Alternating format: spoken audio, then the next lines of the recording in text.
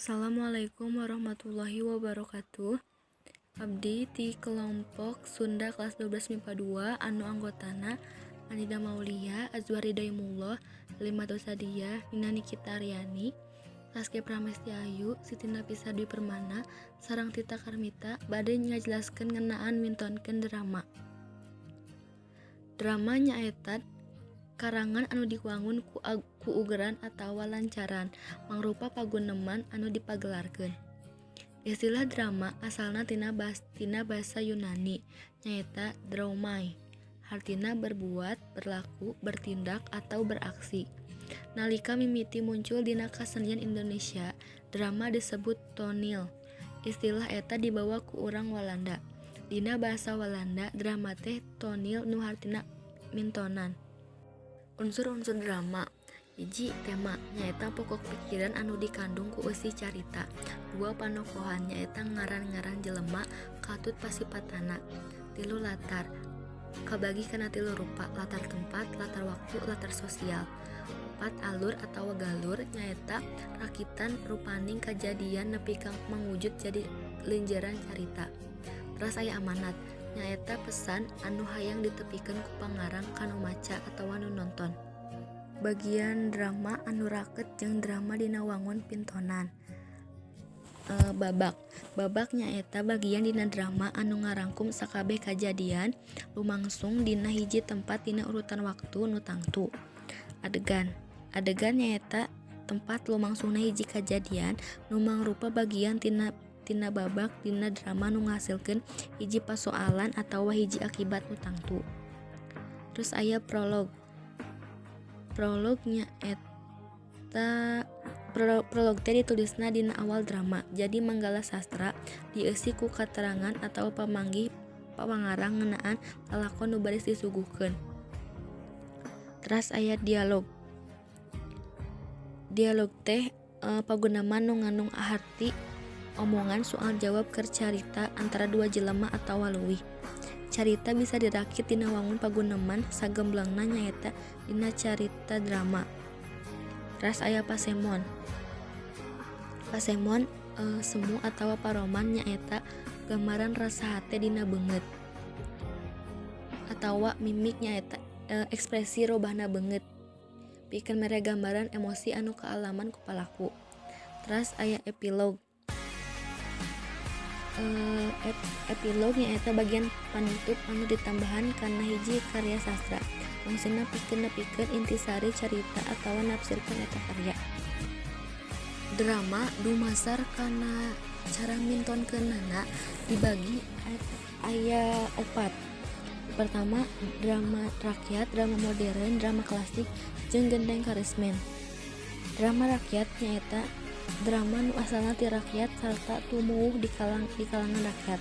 Biasana aya jeung dipake dina kagiatan atawa upacara-upacara nu sifatna tradisi. Terus aya drama modern.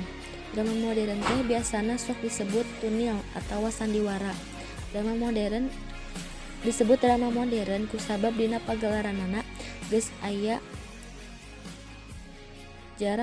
jarak antar nu lalajo jeung nu maen.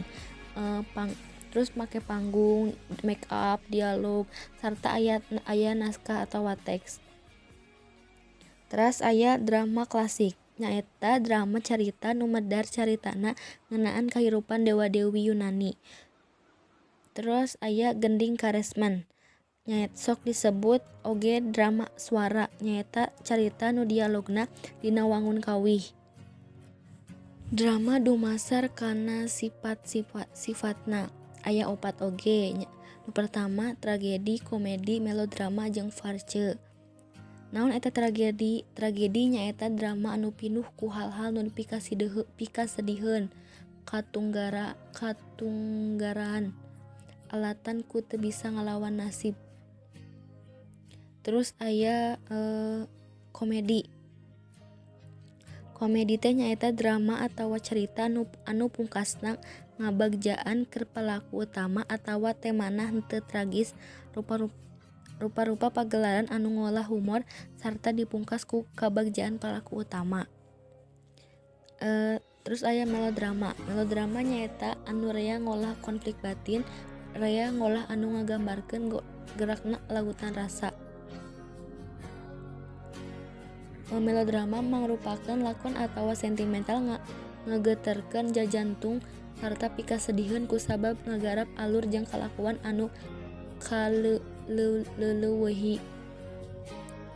Terus aya parce, nyaeta drama anu caritana leuwih nyoko kana alur caritaan tinimbang kana panokohan atawa kana karakteristik sarta caritana pikalucueun.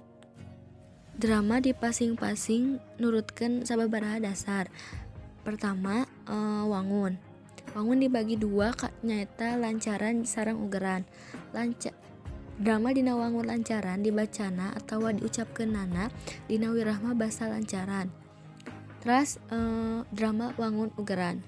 Pagunemanana teh dina wangun ugeran boh mangrupa sajak bebas, boh sajak teu bebas. Lamun paguneman yang mangrupa sajak bebas dibaca dideklamasikeun, ari paguneman dina sajak teu bebas saperti pupuh dibacana dihaleuwangkeun. 2.